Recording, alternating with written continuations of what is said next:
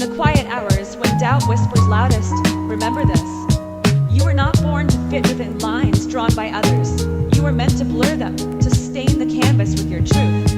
Creation isn't about being perfect, it's about being honest. Let every brushstroke, lyric, or movement be a rebellion against fear. During the fall of '93, Jordan was shockingly announced to the world that he was retiring from the game of basketball. His reasoning being a combination of winning 3 straight NBA championships, being a little burnt out with the game, and the tragic passing of his father. There are other conspiracy theories behind Jordan's retirement that I don't really feel like getting into right now. Point being, the best player on the planet is no longer in the league, and that immediately turned Chicago from favorites to come out of the East to most people around that time thinking they'd be a long shot to even be a playoff team. They would shockingly win 55 games that season though, being led by Scottie Pippen, who had an exceptional season, playing some of the best basketball of his entire career. Despite the good play of Scottie and them having the 3rd best record in the Eastern Conference, they would lose in the semifinals in 7 games to the New York Knicks.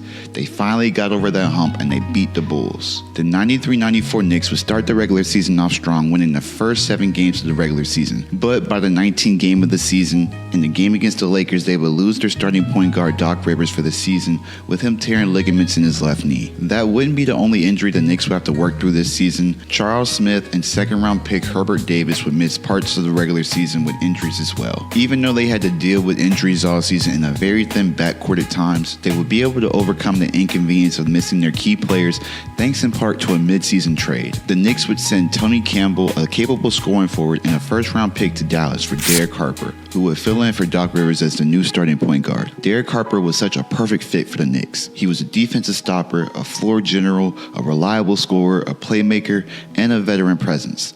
He was 32 at the time of this trade, towards the end of his prime, and was literally a hand-in-glove fit for exactly what the Knicks needed. At the All-Star break, the Knicks would hold a 34-14 record, and towards the end of the year, the team would really start to play some good basketball, going on a stretch where they would win 15 games in a row and would go 14-0 in the month of March. This 93-94 Knicks squad, led by a cast of Starks, Oakley, Smith, Ewing, and Harper, tied with Atlanta that year, having the best record in the Eastern Conference. This is unanimously thought by Knicks fans to have been the best iteration of the Knicks since the last championship team in 1973. This team played hard, they were physical, and the city of New York loved this team.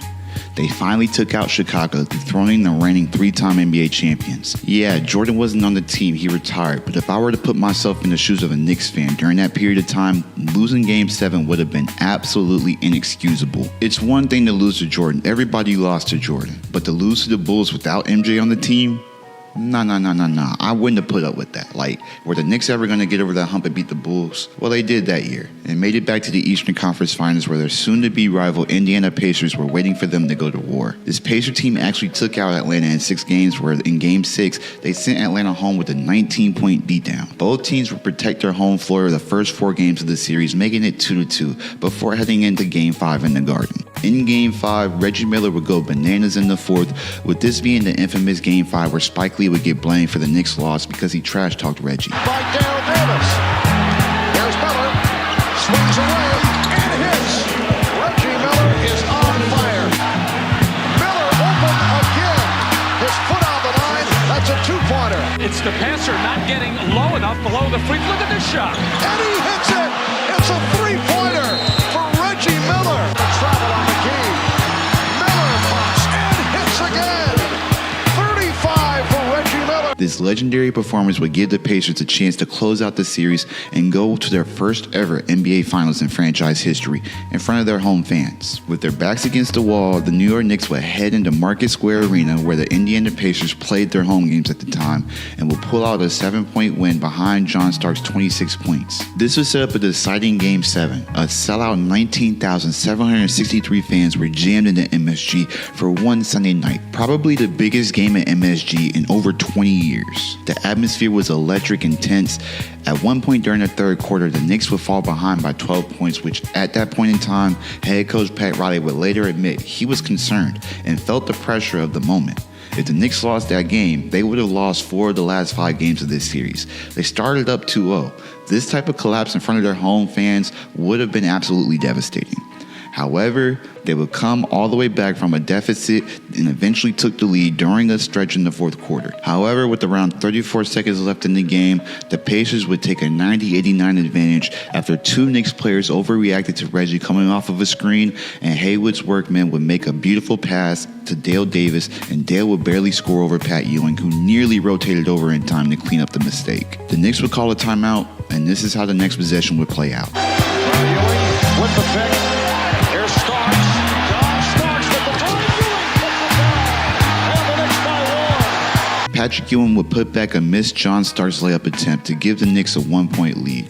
An air ball by Reggie on the next possession essentially punched the New York Knicks ticket to the 1994 NBA Finals, their first finals appearance since 1973.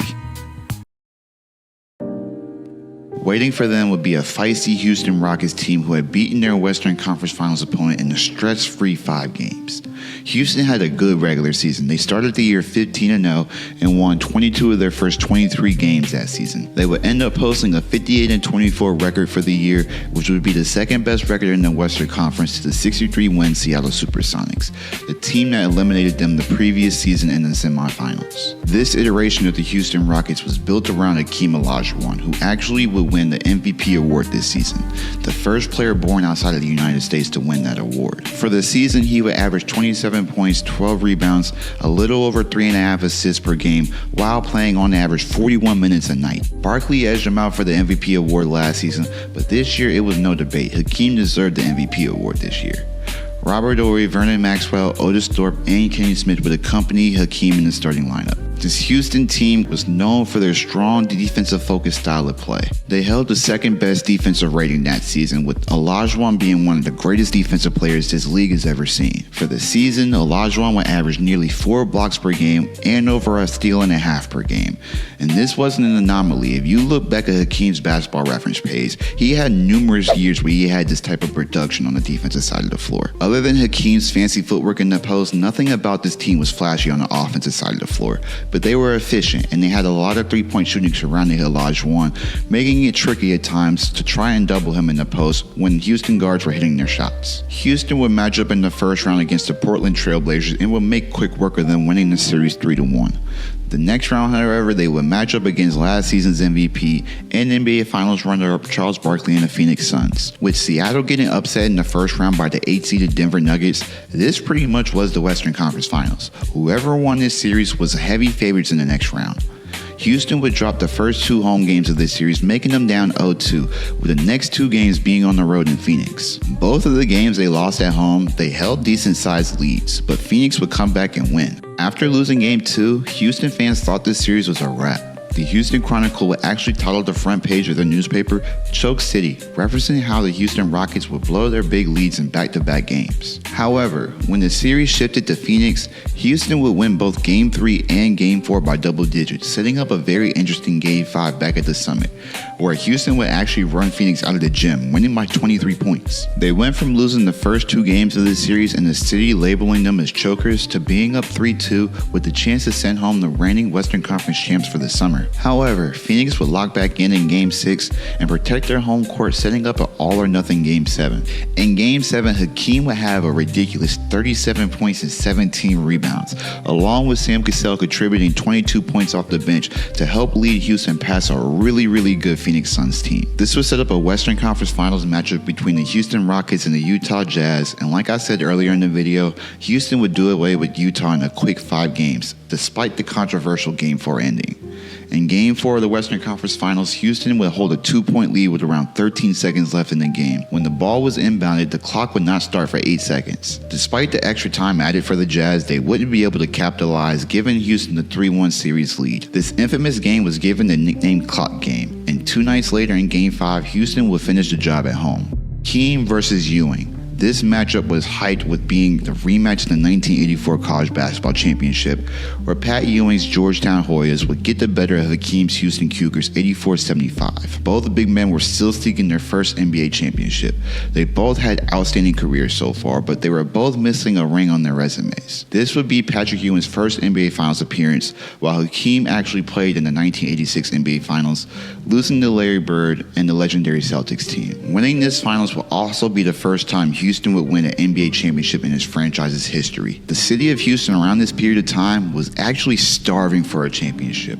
None of the major professional sports teams were able to produce a championship. As for New York, like I said earlier, their last time climbing the NBA mountaintop was back in 1973, and winning this finals would be their third in franchise history.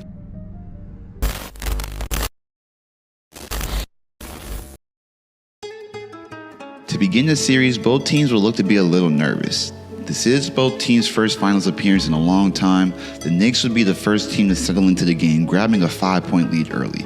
Houston would start the first quarter 3 for 9 from the field, missing a lot of easy looks, while the Knicks would start the quarter 4 for 10 from the field. As the quarter would go on, Houston would eventually wake up a little bit offensively, with Hakeem settling down the team, hitting a couple jumpers. The Rockets would finish the first quarter with a 2-point lead. The Knicks would shoot 10 for 22 from the field in the first quarter. They got a lot of solid looks, but also missed a lot of easy opportunities early.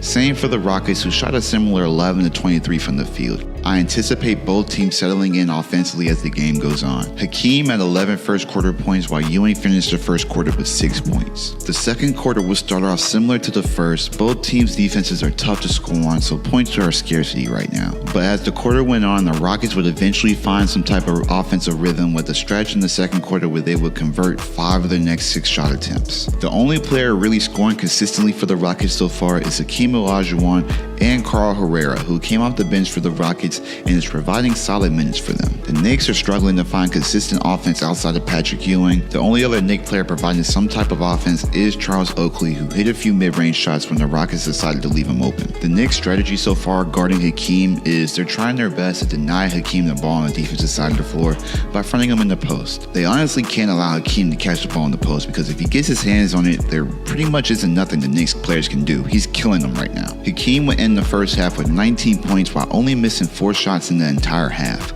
Pat would finish with 12 first half points, and the Rockets will hold a healthy 8-point lead. At the start of the second half, the Knicks are doing a much better job defending Hakeem in the post. He doesn't seem as comfortable down there as he was in the first half. Despite them playing Hakeem better on defense, the Knicks offense would continue to struggle, with them going on a stretch in the third where they would miss on 9 straight shot attempts. A player for the Rockets who's had a solid night for them is Otis Thorpe. He's playing with a lot of energy, grabbing rebounds all over the place while also providing a little bit of scoring on the inside. His ability to control the inside while Hakeem gets a rest is huge for the Rockets. Both teams are still struggling to score the basketball. By the time we got towards the later stages of the third quarter, the Knicks have shot 6 of 22 for the quarter, while the Rockets have shot 5 of 16, getting less opportunities due to sloppy turnovers. Despite the shot attempt discrepancy, the Rockets will still hold a 9-point lead heading into the fourth quarter. Hakeem will have a rough third quarter, with the sideline reporter reporting on the broadcast that Hakeem is tired, probably because they haven't played a game in well over a week since the Utah Jazz series ended back in May. The player's name that I haven't mentioned yet is John Starks, and that's because John isn't playing good whatsoever. He is 3 of 14 from the field so far, and it's apparent that he's frustrated with his play. The Knicks entering the fourth have missed 18 of their last 20 shots. Their offense has been ice cold. Nobody's been able to get going for the Knicks offensively. It's really been the story of the game. The Knicks are playing great defensively, but when they go back down on offense, they just simply aren't executing well enough. Yes, the Rockets are elite defensively as well, but some of this is just the Knicks not hitting their open shots. Despite the poor shooting though, they are still hanging around. By the midway point of the fourth, the lead for the Rockets is only 6 points. And at the 3-minute mark, the Knicks had a chance to cut the lead down to 3 after Anthony Mason got an and-1 bucket. He would end up, however, missing the free throw, keeping it a 2-possession lead. But after an empty possession from the Rockets, Starks had a chance to cut the lead down to 2 after drawing a foul against Hakeem, his 5th personal foul, by the way. Hakeem would only go 1 for 2 for the line, but he would make it a 2-possession game. The Knicks, on their next possession, would have a horrible unforced turnover with Greg Anthony throwing the ball out of bounds trying to get it to Starks. And after that turnover, Thorpe would throw down a dunk after a pretty pass from Kenny Smith, and that would essentially wrap up game 1, with the Rockets winning 85-78. Both teams in the second half struggled offensively, with New York shooting 24% in the second half, while the Rockets shot just 27%. This game was a grind, but the Rockets were able to pull it out. Hakeem, who really slowed down in the second half, ended the game with 28 points and 10 rebounds, while Otis Thorpe would help out on the inside, contributing 14 points and 16 rebounds, 6 of those rebounds being offensive rebounds, by the way. Pat Ewing would end the night with 23 points and 9 rebounds. And outside of Oakley, who would hit a few shots throughout the game when he was left open, Nobody else really showed up for the Knicks offensively. If they're going to win this series, they're going to have to play better offensively. The defense is important, and they guarded Hakeem a lot better in the second half. But they can't shoot 34% from the field for the game and expect to win an NBA championship playing that bad. Alright, what's good, y'all? Really quick, if you weren't paying attention to start this video, my shirt was gray and now it's white, and that's because I'm re-recording this section of the video. The Game 2 file got corrupted while making this video, so that's why my shirt's a different color. Stuff happens, it's no big deal. This isn't the first time I had to re-record one of these videos, but if you're enjoying this video so far, please make sure to leave a like and subscribe. These videos take a lot of time and effort to make. Your one like will go such a long way towards helping the channel grow. I appreciate and love every single one of y'all that clicked on the video or subscribed to the channel, and I'm gonna continue to do my best to bring quality content to you guys as consistently as I can. And yeah, other than that, let's get on with the video. I appreciate you guys once again. Peace.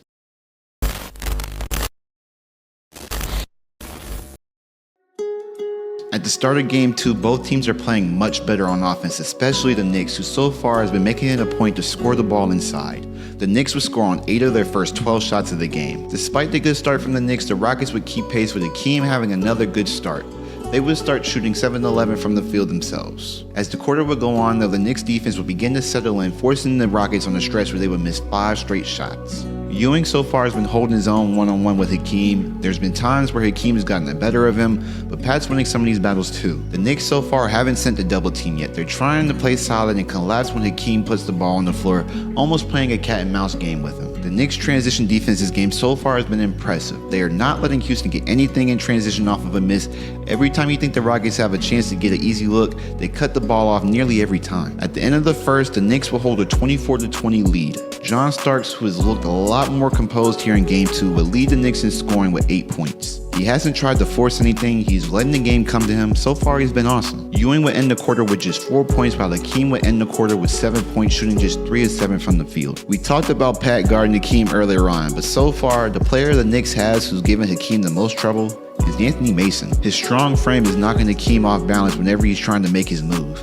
Anthony Mason matching up with him also opens up Pat to be a roaming help defender, which is probably his best attribute as a defender, his rim protection. To start the second quarter, both offenses would go through a lull period where both would struggle to score from the field. There would be a stretch of the game where the Knicks would miss 8 of their next 9 shot attempts. Down the stretch, the offense would begin to pick up a little bit, with both teams traded buckets trying to gain control of the game. However, neither team would be able to grab control of the game, and at the end of the first half, the score would be tied at 42 apiece. Hakeem would end the first half with 14 points, shooting 6 of 13, while Pat would finish the first half with 10 points, struggling a little bit shooting from the field, shooting just 4 of 12. To start the second half, the Knicks would take back control of the game with the slight lead.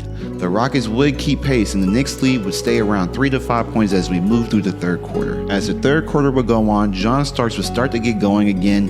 After not scoring at all in the second, he's hit 2 threes so far in the third, scoring 10 points in the quarter, helping extend the Knicks lead to 8 points, the biggest lead of the game so far. Derek Harper also woke up in the third for the Knicks, hitting nearly every shot he's taken so far in the game. The Knicks would end the third quarter with a 7-point lead on the Rockets. I love the way the Knicks are playing in this game so far. Pat Ewing isn't even having that big of an impact on the offensive end. Everyone's having a solid performance. Derek Harper's hitting his jumpers, John Starks is hitting his shots, along with finding his open teammates. Charles Oakley's hitting his mid-range shots again. Anthony Mason's playing physical defense and scoring a little bit. This has been a complete team effort so far for the Knicks, a complete turnaround from Game 1, where it seemed like the only one who consistently could score was Ewing. Vernon Maxwell has had a solid game so far for the Rockets. He's been a little out of control at some points of the game, but he's had timely buckets for the Rockets, giving them a secondary scoring option to Hakeem. To start the fourth, the Rockets would cut the Knicks' 7-point lead down to 1 after scoring 6 unanswered points to begin the quarter. The Knicks would start the fourth quarter with 5 turnovers, and we're barely even 4 minutes into the quarter. Despite the Rockets' quick burst to begin the quarter, the Knicks kept them from taking the lead for a little while. The Rockets would eventually tie up the game after a Matt Ballard three-pointer, but so far at the 6:43 mark of the fourth quarter, the game is still tied. The game wouldn't be tied after the next possession though, because after Starks missed the layup, Otis Thorpe would find Maxwell down the court, who would convert on the layup along with the foul, giving the Rockets their first lead in a very long time. However, after Vernon helped the Rockets get the lead, I really do feel like he began to hurt the Rockets down the stretch. On the next 3 Rockets possessions, he would take 2 out of the 3 shots, and I personally feel like those were bad looks. Then on the 4th possession, he turned the ball over trying to get the ball to Cassell. On the next possession after that turnover, Derek Harper would drill another three to give the Knicks back a 2-point lead. After a few possessions would go by, the Knicks would have a 3-point lead with a little over 2 minutes left in the game. Maxwell would throw an entry pass to Hakeem, who seemed to be wide open for an easy layup. However, Ewing would come out of nowhere to block his shot, an enormous block down the stretch. And on the very next possession down, Derek Harper would knock down another 3-pointer, his 4th 3 of the game, making the lead 87-81 with less than 2 minutes left to play. And honestly, after that sequence, that would essentially seal a Game 2 win for the Knicks. John Starks wouldn't score in the 4th quarter, but he would lead the Knicks in scoring with 19 points, along with having 9 assists and 3 steals. A really good bounce-back performance from him after a tough Game 1. Derek Harper would have a big bounce-back performance as well, scoring 18 points with 7 assists and 3 steals himself. Ewing would end the game with 16 points, 13 rebounds, and 6 blocks, one of them being the huge block against Hakeem that really started the sequence to help them pull away from the Rockets towards the end of the game. Hakeem would end the game with 25 points and 7 rebounds. He was a steady scoring presence for the Rockets throughout the game, but I really think he should have had more touches down the stretch. Nearly every time he touched the ball, something good was going to happen for the Rockets. Vernon Maxwell had 20 points himself, but like I said earlier, he really hurt them down the stretch. He finished the game with 7 turnovers, and while he did have good moments in this game, the bad definitely outweighed the good in my opinion.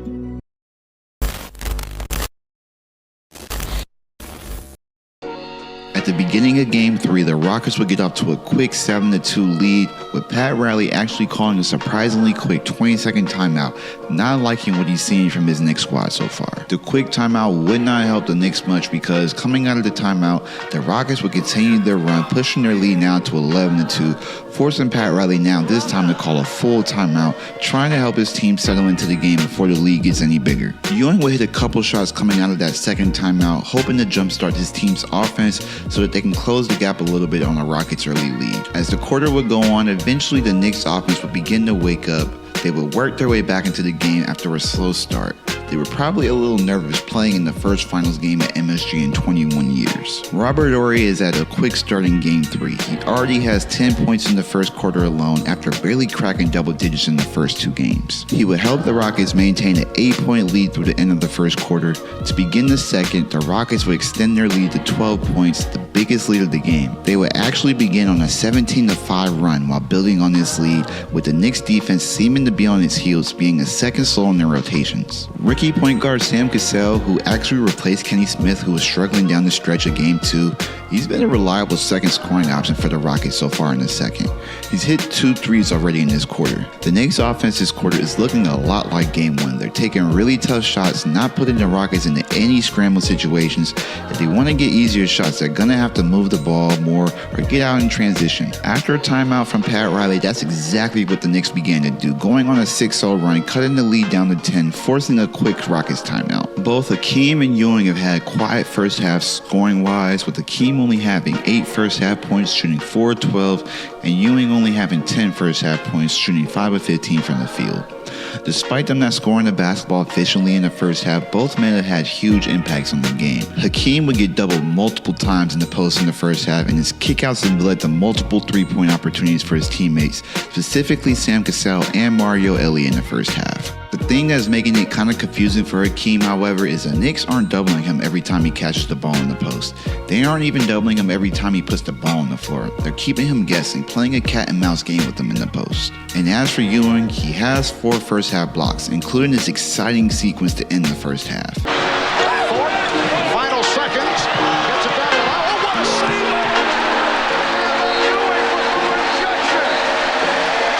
A spectacular ending to the first half. The Knicks were in the first half on a 12-3 run to cut the Rockets' 16-point lead down to 7. The Rockets would miss 7 of their last 8 shot attempts to end the first half as the Knicks' defensive pressure from John Starks and Derek Harper really began to turn up in the end of the period. At the beginning of the second half, the Rockets' defense would continue to give the Knicks problems, with them struggling to get consistent good looks, at least in the half court. The Rockets would extend their lead to double digits again and would push it to 14 points after this gorgeous move by Hakeem. Ewing is struggling to get his offense going. He's 6 of 19 so far with only 12 points. The Knicks desperately need him to pick it up down the stretch. Despite the struggles from Ewing offensively, the Knicks haven't gone anywhere. They're right in this game, thanks in part to John Starks and Derek Harper keeping them in it. Kenny Smith this game is having a positive impact for the Rockets. He only has 10 points. He's not doing anything crazy. But considering he's averaging 3 points so far this series, he's been playing great. His aggressiveness so far this game is apparent. He seemed a little hesitant to make a mistake in the first 2 games. But now he's shifted his mentality. He's attacking the defense, looking to score, and him being a threat to score the basketball is making the life a little bit easier for Hakeem to operate the way he wants to. Even though he's being more aggressive, he's still making those mistakes, a lot of them. He really needs to take better control of the ball. Most of these turnovers he's having are unforced. Ewing so far this quarter is 1 for 8 from the field. Hakeem has Ewing in a box this quarter. He's timing his shots perfectly and challenging everything Ewing is putting up. Even though Ewing is struggling, the Knicks will only be down by 6 to end the third quarter. Hakeem will have 9 third quarter points, getting his offense going while also making an impact on the defensive side of the floor with 4 blocks in the game so far. The Rockets would end the third the same way they would end the second, missing their last 7 shots. The Knicks haven't led the entire game, but they have the momentum heading into the fourth quarter. As the early stages of the fourth would play out, both teams would struggle to gain control of the game. The Rockets would extend their missed shot streak to 12, and a massive John Starks three-pointer would cut the Rockets' lead down to just 2 points. Just when the Knicks looked like they were about to walk down the Rockets from a 16-point deficit, Sam Cassell would convert on a massive and-1 to break the 12 missed shot streak for the Rockets had since the third quarter. But as the quarter would go on, John Starks would tie the game up after a breakaway fast break layup with 5 minutes left to play. The Rockets would eventually take back the lead down the stretch, but with around 3 minutes left to play in the game, the Knicks would take their first lead of the ball game after Ewing would hit a mid-range shot over Hakeem after Harper drew in the Rockets defense with his penetration. Immediately on the next possession, however, Otis Thorpe would convert on an and-1 to give the Rockets back a slim lead. After a timeout by the Knicks, though, they would come back down and score on a Charles Smith offensive rebound to tie the game back up again. With less than a minute left to play in the game, Derek Harper would hit a clutch step-back jumper to give the Knicks a 2-point lead. On the next possession, Hakeem would catch the ball in the post and find an open Sam Cassell, who would hit this massive 3-point shot to give the Rockets a 1-point edge with a little more than 30 seconds left to play. Coming out of the timeout, the Knicks would lose possession after an offensive foul called on Hakeem for a moving screen, a massive call in that point of the game. After Sam Cassell hit 2 free throws, the Knicks would still have a chance to tie the game back up with the lead being only 3. Starks would get a good look from 3-point range, but he would miss. However, he would be fouled after the shot was released by Hakeem. But the rule in the NBA at this time was if you get fouled after the shot was released, you would only get 2 shots, not 3, so he wouldn't be able to tie the game up, but he can still keep the Knicks at striking distance. He would make the first free throw, but would miss the second on purpose, hoping they could get an offensive rebound. But Otis Thorpe would get the huge rebound and a timeout, giving the Rockets back the ball and a 2-point lead. And after 2 more clutch Sam Cassell free throws, the Rockets would pull out a 4-point victory in MSG, taking a 2-1 series lead. Sam Cassell, a rookie, would score the last 7 points for the Rockets, helping pull out this victory. Hakeem would finish the game with 21 points, shooting 8 of 20 from the field, along with having 7 blocks. Ewing would finish with just 18 points, and despite his poor shooting, he did score down the stretch when the Knicks desperately needed him to, and he would have 7 blocks as well. However, it wouldn't be enough to pull out the win for the Knicks.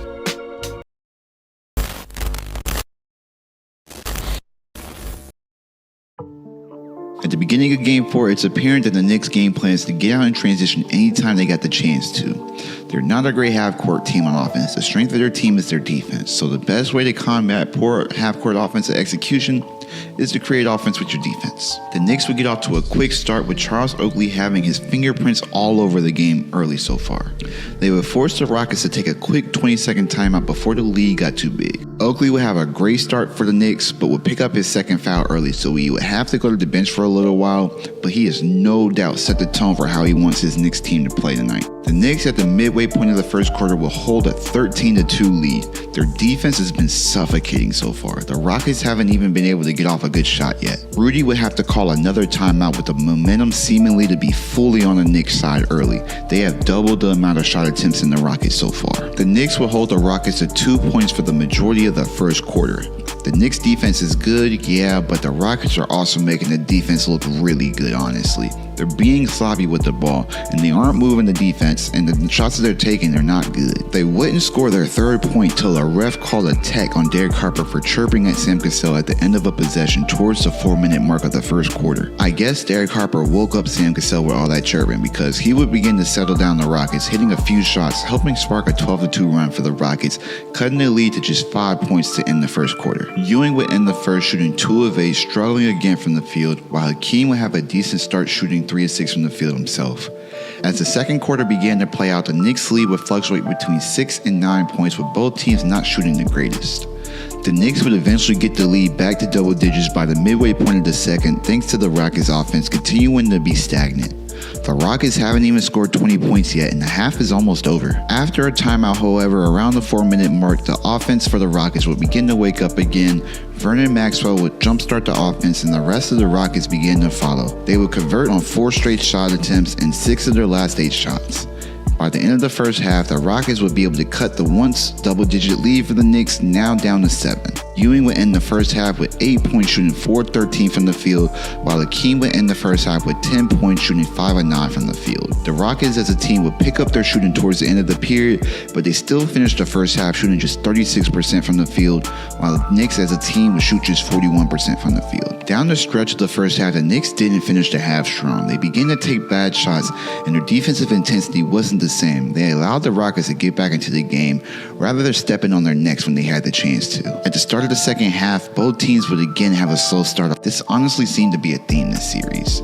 Eventually, both offenses would begin to get going. However, the lead for the Knicks would get cut down to 3 by the midway point in the third quarter. The Rockets are getting good looks inside. The Knicks defense is not the same to begin the game. They have to raise their level of intensity because the Rockets seem to have gotten comfortable. One thing the Knicks also aren't doing is they aren't getting to the free throw line. They went to the free throw line one time in the first quarter, and they wouldn't go back until the mid stages of the third quarter. Not even converting on both of the trips, they only went 1 for 2 both times. Eventually, the Rockets would come all the way back from being down 17-2 to tie the game up at 50 apiece with 4:30 left in the third quarter. They would eventually take a 1-point lead after this flagrant foul from Anthony Mason on Robert Horry. 90s basketball, folks. Look how hard Robert Horry hit the floor after this foul.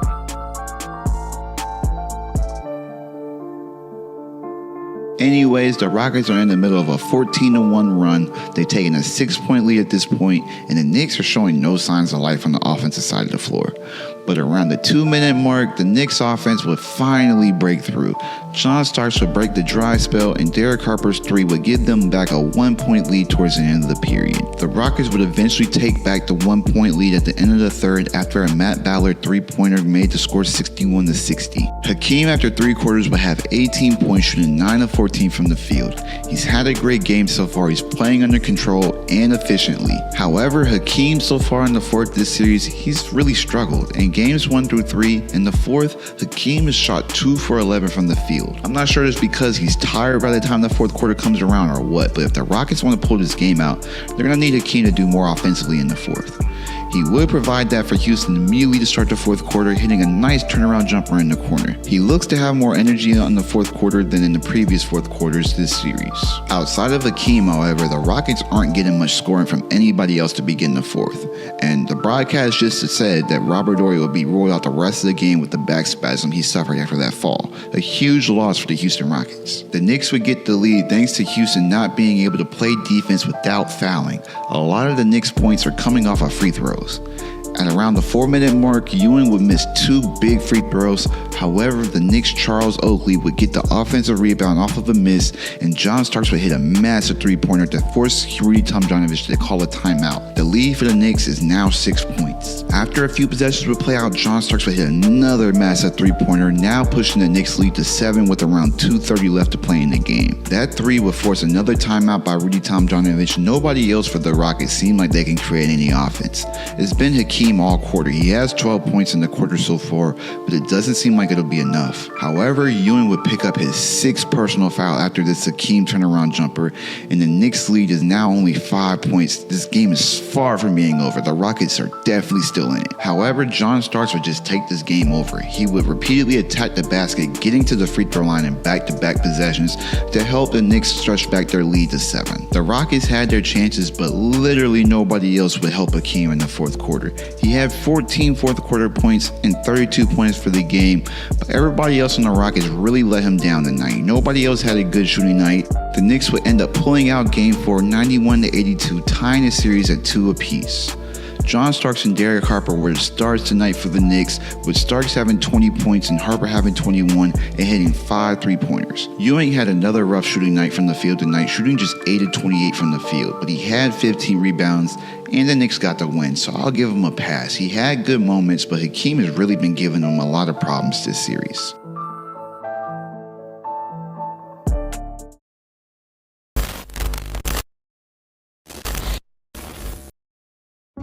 The main storyline for the Knicks before heading into Game 5 had to have been the horrendous shooting performance from Ewing the last 2 games, with him shooting below 30% from the field in the last 2 games combined, 17 of 57 to be specific.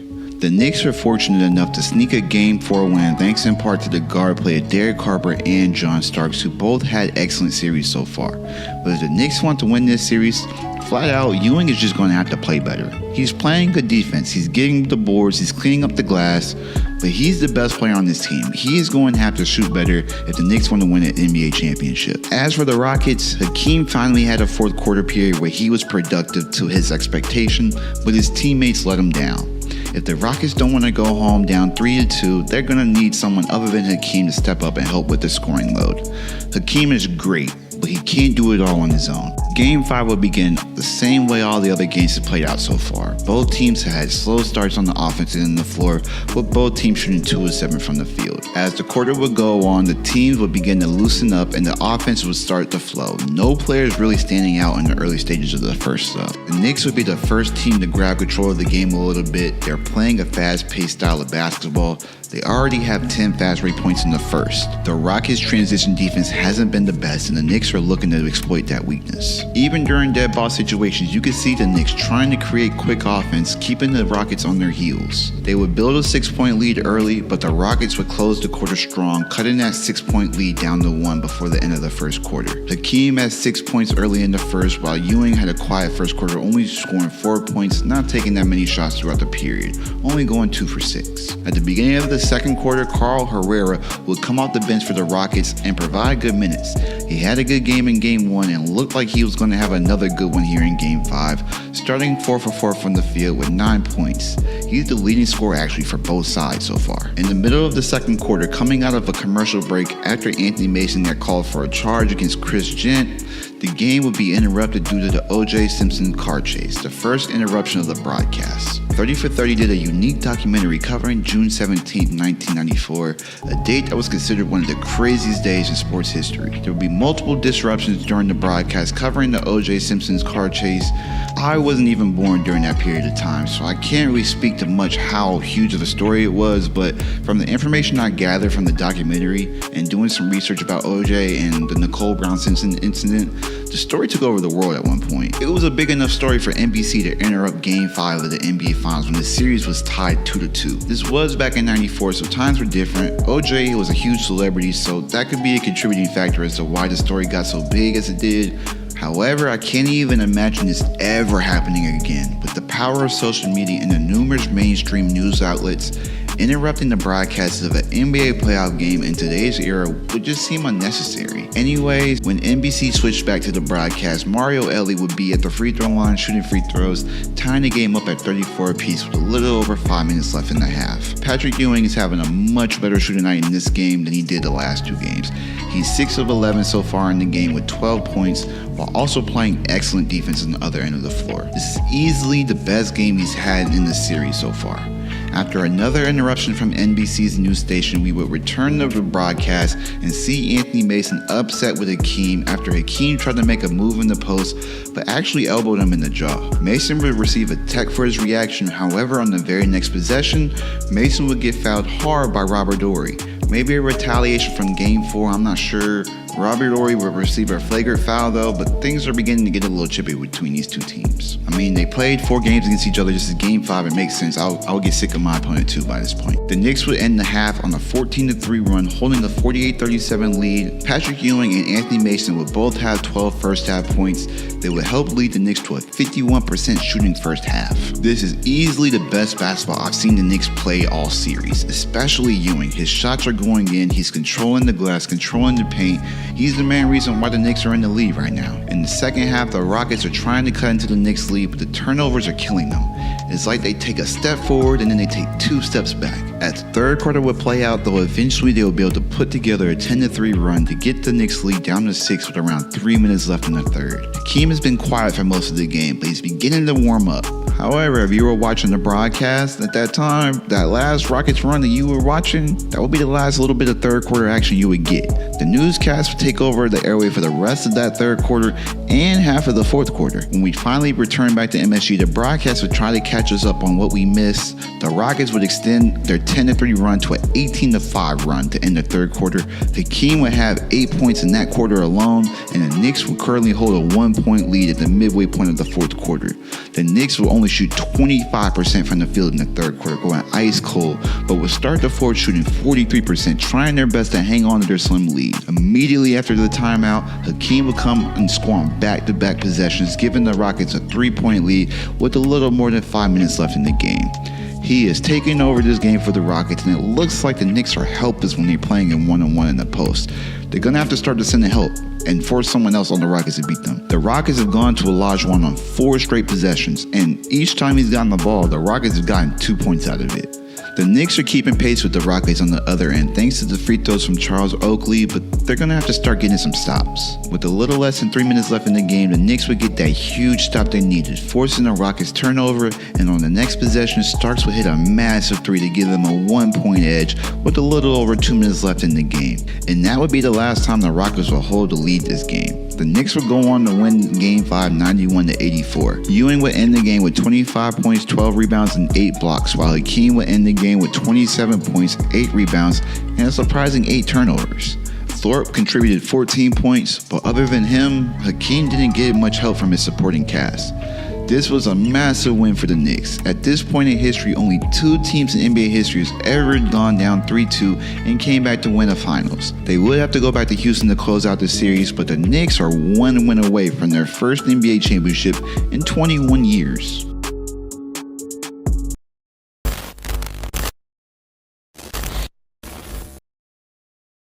At the start of Game 6, the Rockets will come out with a lot of energy with their backs being against the wall. The crowd is loud, and they're looking to force this series into a Game 7. The Rockets will hit on their first 2 shot attempts while the Knicks would miss their first 5 shots. Despite the cold start from the Knicks, neither team would be able to gain control of the game to start. Both teams would trade the lead back and forth at the beginning stages of the first quarter. Patrick Ewing already has 3 blocks, and we aren't even at the halfway point of the first quarter. He just had 8 blocks last game. His rim protection this series has been impressive. While watching this series, though, I find myself baffled sometimes by some of the shots these players are taking. For example, Kenny Smith would come down this fast break. He would have a 2-on-1 advantage with 2 defenders trailing. The obvious best option is to drive and force the defender to commit to either the ball or the open man. Instead of driving and forcing the defender to make a decision, though, he decides to take a 2-point shot. Not a reasonable 2-point shot, though, but a 2-point shot just a step in front of the 3-point line. If you're going to shoot that shot, you might as well just take in a 3. It's just as far out. I know he only took that shot because he hit one earlier in the game, in the same spot, but this is still a horrible shot. And it's just one example. It's not just the Rockets taking bad shots either. Both teams have taken multiple shots throughout this series where I find myself scratching my head, asking myself, what are you doing? As the first quarter would play out, though, the Knicks would eventually take control of the game early on an 8-0 run, building a 7-point lead with around 4 minutes and 30 seconds left in the first, forcing the Rockets to call a timeout. The Rockets fans would actually begin to boo the Rockets players a little bit, not happy with the effort they were giving on the defensive side of the floor early. Coming out of the timeout, the Rockets' energy level would pick up and they would begin to try and work this lead back down a little bit. They would eventually tie the game up at 20 21 apiece before the end of the first quarter. Ewing and Hakeem would have 6 points apiece. Ewing would have 4 first quarter blocks, while Hakeem would have 2 blocks himself respectively. At the beginning of the second quarter, the Rockets would continue the momentum they built in the first quarter, jumping out to a 5-point lead immediately to begin the second. They have hit on their last 5 straight shots from the end of the first quarter to the beginning of the second quarter. The Knicks, however, will respond pretty well to the Rockets' little spurt, tying the game back up with the Rockets holding that slim lead for not even half the quarter. Despite tying the game back up so quickly, the Rockets would continue their hot shooting and would end up pushing their lead back up to 7. Carl Herrera is having another great shooting game off the bench. He's shooting 5 for 5 from the field so far since coming into the game. The Rockets this quarter have been hitting nearly every shot they've taken so far. With 2:49 left in the second, they're shooting around 75% from the field for the quarter. The Knicks will only score 15 points in the second. They would get outscored 25-15, making the Rockets lead 10 as they head into halftime. Keem would have 12 first half points, followed by Carl Herrera's 10 points. Both players are a huge reason why the Rockets have the lead that they do right now. Ewing will have 8 first half points, but he's only shooting 3 of 11 from the field so far, so he's having another inefficient shooting night. The Knicks need someone to step up offensively to match the hot shooting of the Rockets. If they aren't careful, this game can easily get out of hand in the second half. To begin the second half, Ewing and the Knicks would immediately cut into the Rockets' lead. Ewing hit shots on 2 straight possessions, with him hitting his second shot despite the foul from Hakeem. The lead for the Rockets would get cut to 4 after Ewing's free throw. After cutting the lead down to 4 though, the Rockets would immediately respond with a 6-0 run themselves, pushing the lead back up to double digits during the early stages of the third, forcing Pat Riley to call a timeout. The Knicks so far this quarter has missed on their last 6 shots and 10 of their last 11 attempts. They look a little rattled, like they're trying a little too hard. At this point in history, the last 19 Game 7s the home team has won, so the statistics is not on the favor of the Knicks if they were to lose this game. It seems like the Knicks are aware of the statistic, and as a result, they're pressing to try and stay in this game and playing a little too fast in my opinion. They're also taking really tough shots a lot of these possessions. Just when it looked like the Rockets were about to take full control of this game, the Knicks would get right back into the game after Oakley hit a mid-range jumper at the top of the key and Derek Harper forcing a turnover to set up John Starks for a nice dunk. The sequence would spark a 16-7 run for the Knicks to close out the quarter, and they would cut the Rockets' lead down to 3. To begin the fourth, the Rockets would start the fourth quarter strong, pushing their 3-point lead back up to 7. The bench for the Rockets have no question outplayed the Knicks bench so far in the game. Players like Carl Herrera and Mario Elliott came off the bench for the Rockets and given them great minutes. John Starks for the Knicks, however, will begin to heat up again in the fourth like he has most of the series, and he would score all 8 points for the Knicks so far early in the fourth, helping them cut the Rockets' lead down to 2 with a little under 8 minutes left in the game. As the fourth would go on, both teams would trade buckets with each other. The lead would fluctuate between 2 and 4 points for a little while. That would be until John Starks would hit a massive 3-point shot to cut the Rockets' lead down to 1 point. Starks is on fire right now, but he would pick up his 5th foul of the game after a drive by Vernon Maxwell, so he would have to be careful the rest of the game. The Knicks desperately need him right now if they're going to close out the series tonight. After a few Rockets free throws, they would push the lead back up to 4 with a little under 4 minutes left in the game. After an empty Knicks possession, Kenny Smith would hit a massive 3-point shot to push the Rockets' lead to 7. The Knicks down the stretch have missed 6 straight shots outside of John Starks. Nobody seems to be able to get going for the Knicks in the fourth quarter. After an empty Rockets possession down the stretch, Starks would continue to put the Knicks on his back, hitting a tough floater down the lane, cutting the Rockets' lead down to 5. Then after hitting the floater, he would force another turnover in the backcourt, with Maxwell losing the ball out of bounds, giving the Knicks possession back with a little over a minute left in the game. Then after gaining possession back after a timeout, Starks would come out of the timeout and hit another 3-pointer to cut the Rockets' lead down to 2. The Rockets would come up empty on their next possession, and the Knicks had the ball down 2 with a chance to take the lead with less than a minute left in the game. Starks would try to get the ball to Ewing, but Hakeem would get his hand on the pass, giving the Rockets back possession, and he would get fouled in the backcourt, sending him to the free throw line. Hakeem would knock down both free throws, and the Rockets would now be up by 4. After a timeout, Anthony Mason would hit a nice mid-range jumper to cut the Rocket lead back down to 2 with 32 seconds left. Fortunately for the Knicks, since Mason hit that shot, the Knicks wouldn't have to foul, and on the next possession, Kenny Smith almost pushed the game out of reach, but his shot would just rim out, and the Knicks would have a chance to tie or take the lead with less than 10 seconds left to play in the game. This is how the final possession of the game would play out. All right, Starks. Rockets do not want to foul. Starks for 3, came up short. And Jacob Battle indicating the game is over, and it will go to a 7th and decisive game on Wednesday. Starks would try to get off a good look, but Hakeem was right there to heavily contest the shot, and the Rockets would escape Game 6 with a win, forcing a Game 7 Wednesday night for a winner-take-all showdown. Hakeem would finish the game with 30 points, 10 rebounds, along with 4 blocks, and played the majority of the fourth quarter with 5 fouls. John Starks did everything he could, putting his team on his back in the fourth quarter. He would finish the game with 27 points, 16 of them coming in the fourth quarter alone. Despite the explosion in the fourth quarter, it wouldn't be enough for the Knicks to close out the Rockets.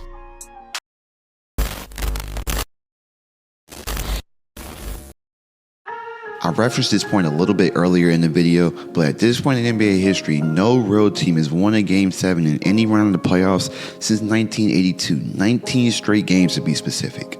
This championship would be the first title the city of Houston would ever bring home in any professional league. NBA, NFL, MLB, even NCAA. This would be the first time the city would be able to celebrate a championship. This, however, is the New York Knicks' third consecutive Game 7 in these playoffs. They're comfortable in this scenario. They've been in this position over and over again. Win or go home. If any team is equipped to go into enemy territory and pull off the impossible, this is the team. The Rockets would get off to a quick start to begin Game 7. They are feeding off of the energy of the home crowd for sure to start the game. Both Rocket guards, Kenny Smith and Vernon Maxwell, who have struggled the majority of this series, would both get off to good starts to begin the game. They no question have been outplayed by Harper and Starks this series, but if they can come through for the Rockets this one game, the poor performances in the previous games this series will be forgiven. Hakeem will have a slow start shooting the basketball, shooting 2 for 7 early in the game, but the Rockets will hold a steady lead for the majority of the quarter despite Hakeem's struggles early. The Knicks are keeping pace, but some of the shots they've been taking so far this game have been a little questionable. Eventually, the Knicks offense would produce better shots, specifically from Charles Smith, who's hit a few middies during the first quarter. At the end of the first quarter, the Rockets would only be up by 1 point.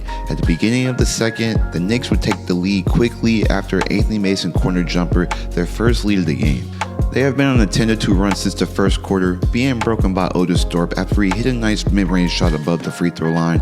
Immediately preceding the 10-2 run the Knicks were on, the Rockets would go on a 7-0 run themselves to take a slim 4-point lead. Hakeem and Ewing would both continue their slow starts, with Hakeem at this point of the game shooting just 3 of 11, while Ewing doesn't even really seem to be involved in the offense that much for the Knicks. He's just 1 for 2 from the field so far. Both teams honestly have gone to a lull offensively. The amount of unforced turnovers that's happening this game so far is comical. Neither team is really doing a good job of taking care of the ball. As the second quarter would play out, the Rockets would continue to make plays though to help maintain their lead. This 3-point shot Kenny Smith would hit as the shot clock would wind down would give the Rockets a 5-point cushion, forcing the Knicks to call a timeout to stop the bleeding with a little over 3 minutes left. Kenny Smith is 4 for 4 so far with 9 points, along with Vernon Maxwell contributing 9 points himself. With some of the games both these players have had during these finals, this is an amazing start so far for both guards. They've been aggressive, making an impact on this game for the Rockets. Immediately after a timeout, John Starks, who's been a little quiet for the majority of this game so far, would pick up his third personal foul before the end of the half, forcing him to sit into the second half. Picking up the slack for John Starks, however, in the backcourt for the Knicks would be Derek Harper, who is literally putting the Knicks on his back at this point. He has 13 first half points so far. He's the main reason the Knicks are still in this game right now, and at the end of the first half, the Rockets will hold just a 2-point lead. Hakeem and Ewing continue to have their struggles, with Hakeem finishing with 10 first half points, shooting 4 of 12, while Ewing will only have 4 first half points, shooting just 2 of 6. It's shocking how both star big men struggled the way that they did, especially Hakeem. All series, Hakeem has been a consistent and steady scoring option. This game, he struggled to get good looks. The Knicks aren't necessarily making it easy on him, but it's still shocking how uncomfortable Hakeem seems to be on offense. At the beginning of the second half, the Rockets are making it an emphasis to get the ball into Hakeem early, and he's rewarded them so far with back-to-back buckets in the post. Ewing will also begin to settle in on the offensive side of the floor for the Knicks as well to begin the second half. This game is super tight and has been tight the entire game. Neither team has come close to holding a double-digit lead. The lead for the Rockets has fluctuated between 2 and 6 points for the majority of the third quarter. The third quarter will be a really low-scoring quarter for both teams. The Knicks in the last 7 minutes and 15 seconds up to this point of the game has made one of their last 10 field goal attempts. Even though the Knicks have shot poorly this period so far, they closed the quarter strong and they were able to cut the Rockets' lead down to 3 before heading into the fourth quarter. Hakeem and Ewing will both score 8 points in the quarter apiece. Heading into the final quarter of the series, there are some key indicators the broadcast will bring up that could give us a hint to how the fourth quarter could play out. First, the Knicks have outscored the Rockets in every fourth quarter of this series, and John Starks has had double-digit scoring fourth quarters in the last 3 games so far this series. But Ewing in the fourth quarter of Game 6, when the Knicks had a chance to close out the Rockets, he was held scoreless the entire quarter. How will the fourth quarter of Game 7 play out?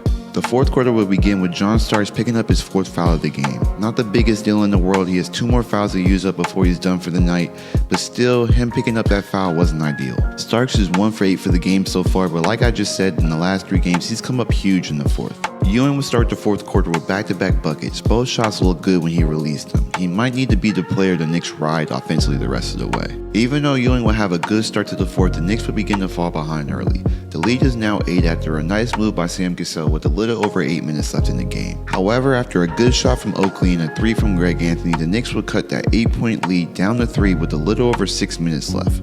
But the Rockets would score on back-to-back possessions to raise the lead back up to 7 with 5 minutes and 30 seconds left to play in the game. John Starks has missed a number of shots this quarter already for the game. He's 1 for 12 from the field so far, and it's obvious by his facial expression how frustrated he really is out there. Hakeem would actually pick up his 5th foul of the game with less than 3 minutes left to play in the game, with the Rockets holding a 5-point lead at that time. 3 after Oakley would hit both free throws. Hakeem would come right down on the next possession and make a beautiful move in the post to push the Rocket lead back up to 5 with a little over 2 minutes left in the game. Then after Ewing missed a good look at the basket,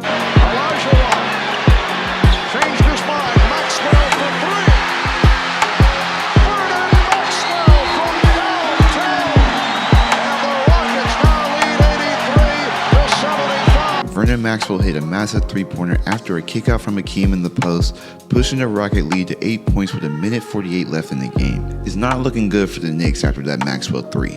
Ewing would get fouled on the next possession, but he would miss the first free throw attempt, and after that miss, I feel like the Rockets fans began to taste their first championship. He would make the second free throw, but the lead is still 7. After an empty Rockets possession, Derek Harper would penetrate and run over Robert Ory. It would look like a charge at first, but the refs would call it a blocking foul, and Harper would knock down both free throws to cut the lead down to 5 points. On the next Rockets possession, however, Starks would commit his 5th foul of the game, sending the Rockets down to the free throw line since they were already in the penalty. Fortunately for the Knicks, Vernon Maxwell would only make 1 of the 2 free throws. Starks would get 2 opportunities to hit a 3-pointer, but he wouldn't be able to convert on either shot. Otis Thorpe would be sent to the line with a chance to ice the game for the Rockets. However, Otis Thorpe would miss both free throws, leaving a sliver of hope for the Knicks to pull off an impossible comeback. The Knicks at this point in this game have only scored 1 field goal in nearly 6 minutes of game action. Starks would try 1 more time from 3, but he wouldn't even come close on this shot. Starks in the fourth quarter would shoot 1 of 10 from the field. Gotta respect the fact he didn't stop shooting, but man, that's a rough way to go out in the Game 7. Either way, after some more free throws, eventually the Rockets would end up winning the game 88-84, winning their first ever NBA championship in franchise history.